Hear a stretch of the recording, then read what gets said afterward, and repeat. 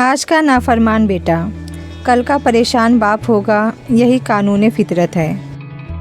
कहीं ज़िंदगी आसान बनाते बनाते मौत ना मुश्किल बन जाए, गौर फिक्र कीजिए। ज़िंदगी में इतने कामयाब ज़रूर हो जाओ कि तुम्हें रद्द करने वाले जब कभी अचानक तुम्हें देखें तो पछताए तुम्हें खोने पर। औरत में ख़ास सलाहियत है कि वो हालात के मुताबिक अपने वालिदैन का बेटा भी बन सकती है और अपनी औलाद का बाप भी। हम नौकरी की लालच में बहुत सारी किताबें पढ़ लेते हैं, लेकिन जन्नत की लालच में कुरान पाक नहीं पढ़ते। जब कोई दोस्त तुम्हें अपना राज बताए तो ये समझ लेना कि वो अपनी इज़्ज़त तुम्हें अमानत देता है, उसमें कभी ख़यानत मत करना।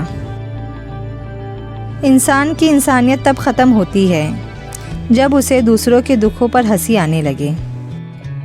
झूठ का भी एक जायका होता है, खुद बोलो तो मीठा लगता है और कोई दूसरा बोले तो कड़वा। ज़िंदगी में तूफ़ान का आना भी ज़रूरी है ताकि पता चल सके कौन आपका हाथ थामकर भाग रहा है और कौन हाथ छोड़कर। पानी दरिया में हो या आँखों में, गहराई और राज दोनों में होते हैं। जिनको छोड़ना होता है वो दिन या रात नहीं देखते, जिनको निभाना होता है फिर वो हालात नहीं देखते। किसी के दर्द की दवा बनो, ज़ख्म तो हर इंसान देता है। हराम से बचे वरना कुछ नहीं बचेगा।